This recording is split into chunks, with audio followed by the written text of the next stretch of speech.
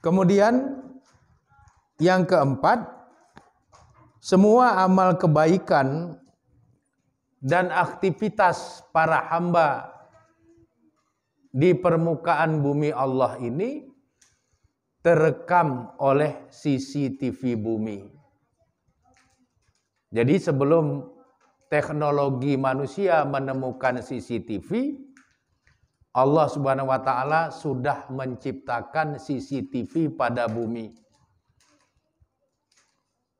Semua yang terjadi di atas permukaan bumi itu terekam dengan baik oleh bumi. Nanti pada hari kiamat, bumi akan menceritakan semua itu. Bumi akan membuka semua data-data itu. Sehingga jangan pernah ragu. Kalau kita sudah berbuat kebaikan, akan hilang kebaikan itu. Tidak. Allah Maha mengetahui tentang itu. Malaikat rakib mencatatnya. Diarsip di Iliyin. Bumi merekamnya dengan CCTV-nya. Dan kita akan menyaksikan sendiri kebaikan-kebaikan yang sudah kita lakukan dalam kehidupan di alam akhirat nanti. Dan kita mendapatkan balasan dari kebaikan-kebaikan itu. Di dalam surat Az-Zalzalah, surat ke-99 ayat 4, Allah berfirman, Yauma izin tuhaddisu akhbaraha. Yauma izin, pada hari itu, pada hari terjadinya kiamat itu, tuhaddisu,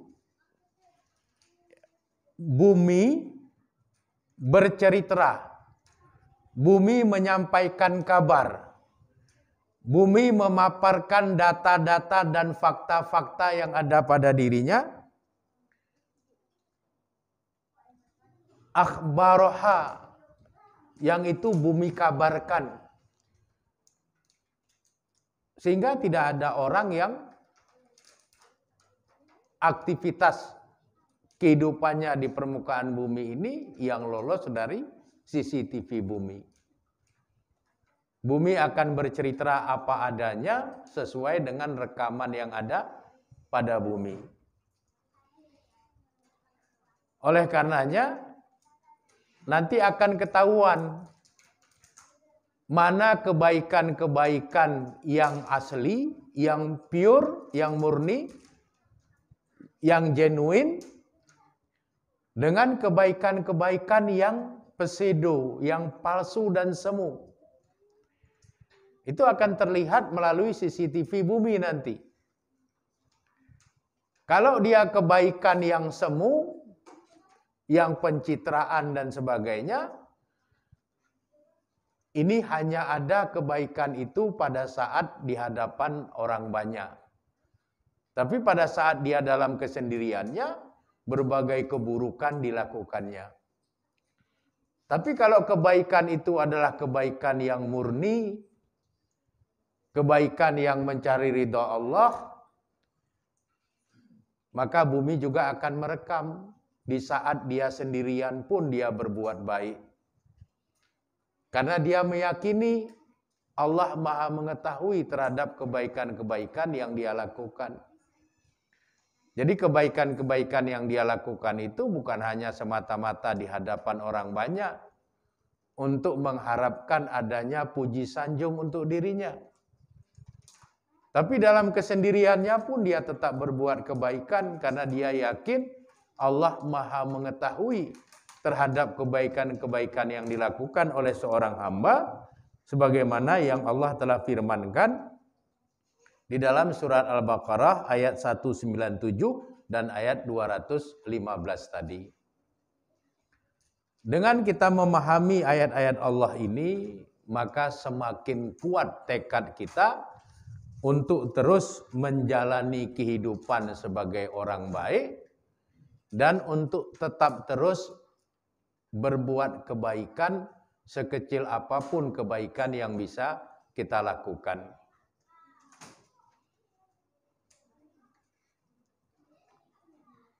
pada saat Rasulullah Shallallahu Alaihi Wasallam masih hidup. Sebagaimana hadis yang termaktub diriwayatkan oleh Imam Ahmad dalam kitab Musnadnya, banyak para sahabat yang ingin mencari pahala dengan kebaikan-kebaikan yang sederhana. Apa misalnya? Misalnya mereka datang lebih awal ke Masjid Nabawi, kemudian menyalakan lampu-lampu yang dihidupkan dengan menggunakan minyak zaitun.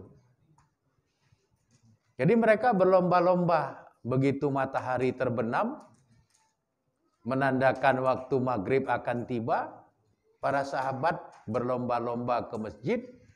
Untuk apa? Untuk mengambil peran menghidupkan lampu-lampu dari minyak zaitun untuk menjadi alat penerang di Masjid Nabawi di kala itu. Jadi kalau kita pikir, begitu sederhana kebaikan itu, hanya menyalakan lampu untuk orang bisa beribadah. Tapi sahabat tertarik karena itu kebaikan. Mereka paham kebaikan itu akan disaksikan oleh Allah. Apalagi dalam kehidupan dunia yang sudah serba modern. Kita datang lebih awal ke masjid pada saat matahari akan tenggelam, tinggal tekan stop kontak. Listrik semua hidup. Tapi itu kebaikan meskipun hanya menekan stop kontak. Apalah artinya menekan stop kontak? Tapi itu kebaikan. Misqala zarrah, meskipun dia sebesar biji zarrah atau atom, dia akan menyaksikan itu. Menyaksikan bahwa kebaikan itu akan diberikan pahala oleh Allah Subhanahu wa Ta'ala. Jadi yang namanya kebaikan itu sekecil apapun kita tidak boleh menganggapnya sebagai sebuah hal yang kecil dan sepele.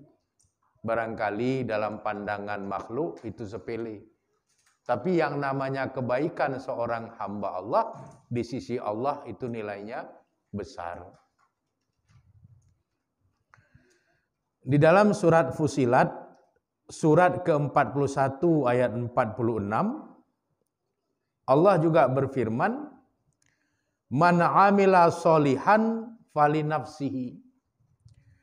Siapapun yang berbuat kebaikan, falinafsihi, maka kebaikan itu untuk dirinya. Wa man asa'a fa'alaiha. Dan siapapun yang berbuat keburukan, maka keburukan itu juga untuk dirinya.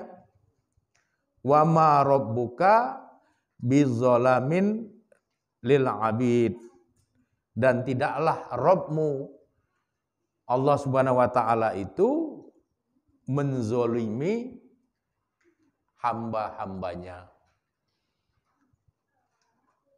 Jadi kita bisa masuk surga karena iman kita, karena ketakwaan kita, karena amal soleh kita, sehingga Allah ridha kepada kita, kita dimasukkan ke dalam surga. Kalaupun nanti ada hamba-hamba Allah yang masuk neraka, itu karena tidak ada iman pada dirinya, dia bukan Islam, dia tidak beramal soleh, sehingga bukan Allah yang memasukkan dia ke dalam neraka, tapi dirinya sendirilah yang menempuh jalan untuk menuju ke dalam neraka. Jadi Allah tidak pernah menzalimi hamba-hambanya. Siapapun yang berbuat kebaikan, kata Allah, itu untuk dirinya.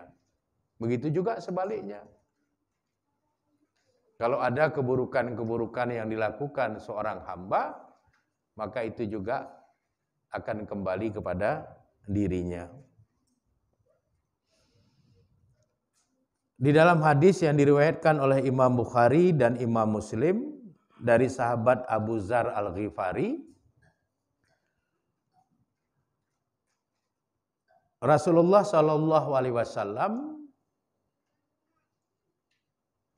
memberikan peluang kepada orang yang tidak bisa berbuat baik dengan cara dia menahan keburukan yang akan dia lakukan kepada orang lain. Itu sudah menjadi kebaikan. Jadi kalau ada seorang hamba Allah, dia tidak bisa berbuat kebaikan karena keterbatasan dirinya. Dengan dia menahan diri dari berbuat yang tidak baik kepada orang lain, dia sudah dinilai berbuat kebaikan. Jadi begitu sayangnya Allah kepada umat Nabi Muhammad sallallahu alaihi wasallam. Dengan dia menahan diri dari berbuat yang tidak baik kepada orang, itu sudah dipandang sebagai kebaikan. Rasul bersabda, takufu syarroka anin nas, menahan keburukanmu terhadap orang lain, fa innaha shadaqatun minka ala nafsika. Maka sesungguhnya hal itu adalah sedekah dari dirimu atas dirimu sendiri. Jadi kita ada potensi untuk berbuat buruk pada orang, tapi kemudian kita tahan sehingga akhirnya kita tidak berbuat buruk kepada orang. Itu merupakan sedekah kebaikan dari kita untuk diri kita sendiri. Jadi menahan diri dari berbuat yang tidak baik itu sedekah. Dan sedekah itu adalah kebaikan. Kebaikan yang tidak pakai modal.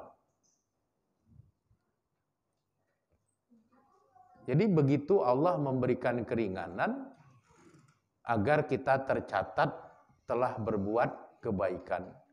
Yaitu dengan cara yang sangat sederhana, kita disuruh menahan diri dari keinginan berbuat buruk pada orang.